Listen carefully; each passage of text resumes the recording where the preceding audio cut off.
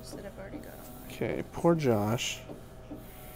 This is the longest he's been awake in days, and he keeps having hiccups.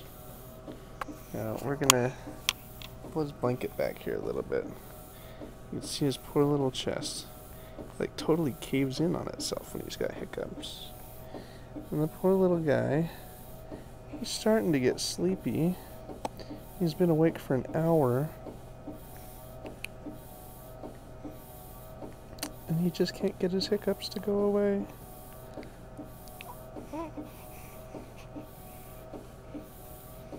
But he's so cute.